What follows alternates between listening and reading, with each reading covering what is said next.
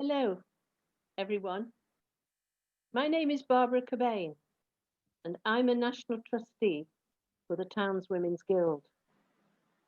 Today, I would like to tell you about Mary Macarthur, who died just 100 years ago this month. In her lifetime, she was called the Working Women's Champion. Mary was the daughter of a Glasgow draper, and as quite a young woman was sent by her father to spy on the activities of the Air Shop Assistants Union. But his scheme backfired because after she discovered their poor pay and working conditions, she was converted to trade unionism and eventually became their union secretary. Mary also helped the jute workers of Dundee to improve their pay and working conditions too. Later, she became involved in the formation of the National Federation of Women Workers and the National Anti-Sweating League, which eventually became the women's section of the TUC. In 1903, Mary moved to London, for by now I should think that home life was less than harmonious.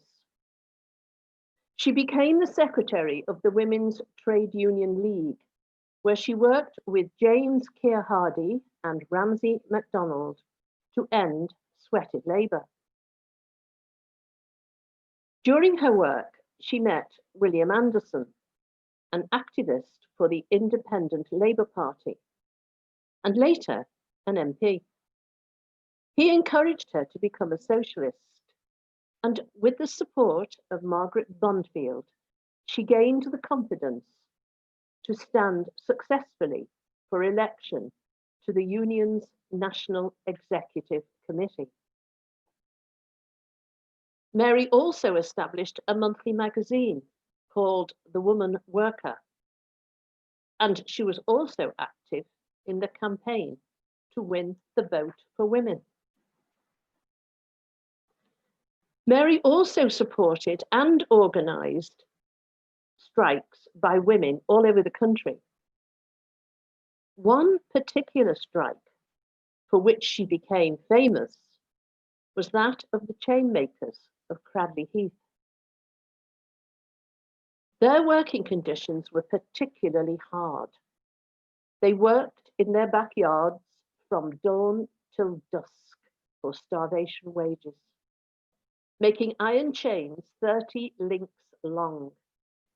It was hard, dirty work, and if just one link was faulty, they were not paid at all.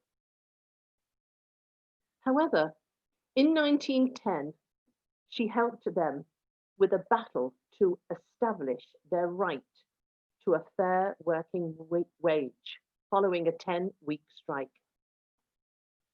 This dispute only ended when all their employers agreed to pay them the minimum wage.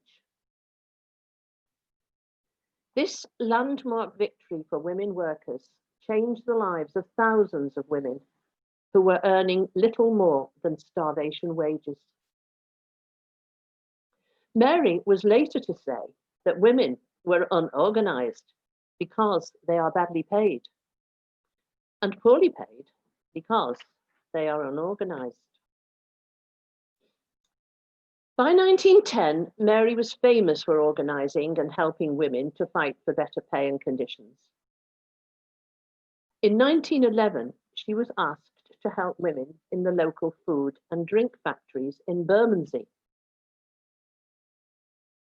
There was a heat wave that August, and because of the heat, conditions in the factories had become unbearable, and 1,400 women suddenly walked out on strike. This action became known as the Bermondsey Uprising. Mary organised the strikers, led the negotiations, and secured a victory for those poorly paid women. During that strike, Mary had organised a rally in Southwark Park, which was attended by Sylvia Pankhurst, Charlotte Despard, and George Lansbury, bringing the women's plight to the public's attention. Mary's Trade Union League had begun to unite women-only unions from different trades and enjoyed a mixed class membership.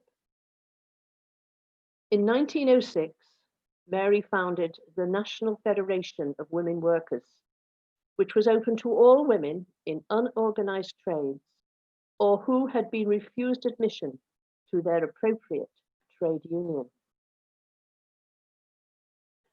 A form of minimum wage law, the Trade Board Act of 1909, was eventually passed due to the activism and evidence given by Mary Macarthur. She continued to work for the NFWW and helped to bring about its merger with two other unions to form the National Union of General and Municipal Workers, which is today's GMB. Sadly, she did not live to see the outcome of her work. As increasingly ill with cancer, she died on the very day the new union was formed, on the 1st of January 1921, at the very young age of just 40. In 1911, Mary had eventually married William Anderson, the chairman of the Executive Committee of the Independent Labour Party, 10 years after he had first proposed to her. Their first child died at birth in 1913, but another daughter, Anne Elizabeth, was born in 1915. William died in the flu epidemic of 1919, and Mary followed him just 2 years later. I first learned about Mary from an exhibition in the Black Country Museum about her work helping the chainmakers of Cradley Heath. There is a statue of Mary in the Mary Macarthur Gardens nearby.